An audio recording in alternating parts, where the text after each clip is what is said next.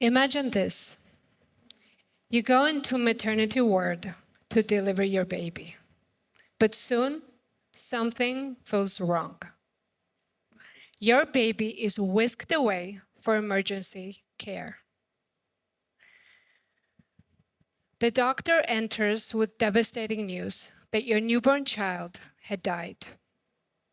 You try to move forward shattered, but trusting the system did everything it could, you carry that loss for decades.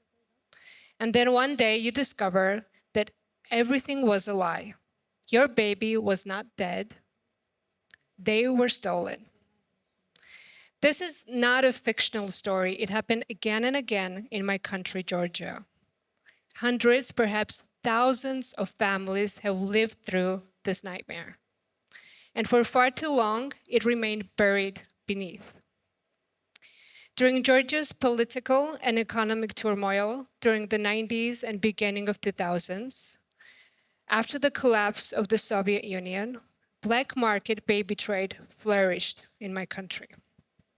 Corrupt doctors, nurses, traffickers, they stole newly born infants from hospitals and sold them through illegal underground adoption system. Most families were unaware of what happened, but many only learned truth decades later. Now, in this criminal scheme, newborn mothers were given various stories about the causes of their baby's death. Respiratory failure, organ failure, or vague references of complications, but in every case, they told and promised to bury the child in a hospital graveyard. Now, those graveyards, they never existed. My investigative project, The Stolen Babies of Georgia, exposes the horrors of Georgia's systematic trafficking of newborns. With every image, I try to seek justice for the hidden crime. Now, in photojournalism, truth is everything. But sometimes it is buried so deep that it takes years to uncover. Georgi, he was born in a small town of Zestaponi, but he was declared dead within hours.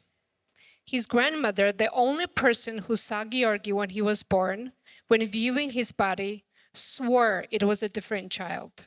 It was true. Georgi did not die. He was sold, like thousands of other babies, into a legal adoption network. For nearly 30 years, his family mourned the child they believed was lost. Then one day, a nurse confessed. Georgi had been taken. Wrecked with guilt, she told the priest. That priest passed the message on. When Georgi met his biological family, I was there. My camera shook as I tried to hold focus because I wasn't just witnessing a reunion. It was a history collapsing in real time. It was a life returned. I first came across this dark chapter in 2021, shortly after the pandemic, via a Facebook post. A woman named Tamuna Musaridze, she discovered 2 birth certificates after her mother died and suspected she had been sold for adoption. She created a Facebook group called Vedzep, which means I'm searching for. Now, Tamuna told me that similar stories poured in from across the country to the Vedzep group. And mothers searching for their children or adults searching for their biological family. But what became clear was that this was not like isolated case, but it was systematic. The Facebook group now has over 288,000 members.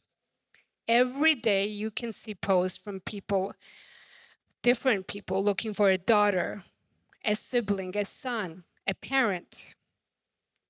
And with the help of this incredible group of volunteers, through the DNA tests, they're said to have reunited more than 1,000 families. DNA tests are a crucial part of these reunions, though. Among these incredible story of Ano and Taco, twin sisters separated at birth. 21 years ago, Ano and Taco were both sold for adoption to two different families, growing up in separate cities without the knowledge of each other's existence. In 2019, they found each other by TikTok video. When Taco pierced her eyebrow, a confused friend mistakenly messaged Ano, asking when she got the piercing. Ano replied she hadn't. This led to incredible revelation of the twin bond. Growing up, Ano and Taco both had dreamed of a little girl dressed in black, observing them from afar. When I interviewed Ano, she told me that when she was 4, she told her mother that she had a twin sister. Little did she know that this statement held a surprising truth. Then there is Nana. In 1992, she gave birth to a baby girl and heard her cry. Nurses told her that the child was too weak to be seen. And days later, her husband was told by a doctor that their baby had died. Don't worry, you will have another one, they said. They offered to bury the child in a hospital graveyard. But Nana had her doubts. 2 years ago, she started her own investigation, and upon requesting any kind of documents or hospital archive, she discovered that her baby had been named by someone else. And there was no documents proving her daughter had died. There's one more story of Panagiotis Sorokli, now 21, is one of the last 5 babies from Georgia to have been sold into illegal adoption. Now, Panagiotis left Georgia to Cyprus in 2004. He spent years piecing together his story using forged documents that his adoptive parents were given. The names of his supposed birth parents were fabricated. His birth certificate is false, and even the date of his birth remains uncertain. Because of Panagiotis' forged paperwork, a possible linking key players in the trafficking network becomes apparent. This is him in the photo in white, and all of the people in the photo can be identified by name. They're likely individuals involved in selling Panagiotis. But where are these people now? Many are dead, but few are still alive. Without a proper evidence, though, however, they are walking free to this day. This story demands to be told urgently. It has the power to spark public pressure. Despite the growing evidence, there has been limited to official response. Serious investigations yet are to take shape, and formal acknowledgement remains scarce. That absence is why these stories matter. Today, my work focuses on examining forged documents, tracing the individuals who may have been involved in the crimes. This is not vengeance. It's about the truth. It's about giving families the answers they have been denied for decades. This is history ongoing. These crimes remain unresolved. Now, my great-grandfather and grandfather, they were both doctors. They were respected in their field not only for their knowledge, but for their humanity. So imagine what it means for me that the role that some of the medical professionals played in these crimes. And some of you, especially those entering the medical field, may one day be the part of the reckoning. You may help uncover the truth. Let me read you a letter written by a mother to her long-lost twins. Letter is translated from Georgian. She called it the mother's confession. I could not imagine facing such great ordeal in my old age.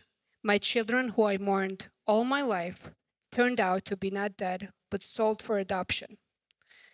All day long, I go back in time and review every minute and second of my labor, and how the next day I was told that my twin babies died. And today, in my imagination, I have that day when I hug my boys, hug them tight and tell them, I did not give you up for adoption. I'm your mother and always will be. Every day, I'm waiting for you both dawn and dusk. Don't let me down, my brave boys. I'm waiting for you.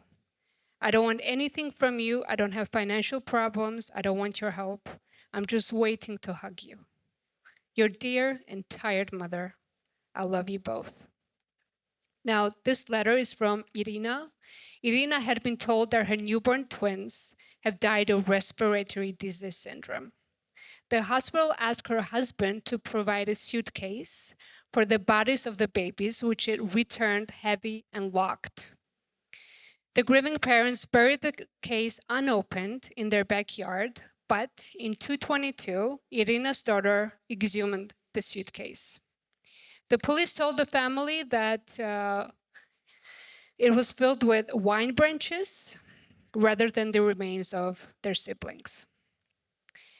This is not just a Georgian story. It is a human story. It's about what happens when power goes unchecked and when vulnerable are silenced.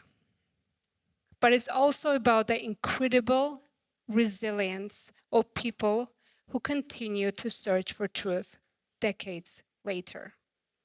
Each reunion, each photograph, each confession brings us one step closer to justice. We must keep looking, keep telling the stories, keep asking hard questions, because only through truth can healing begin. Thank you.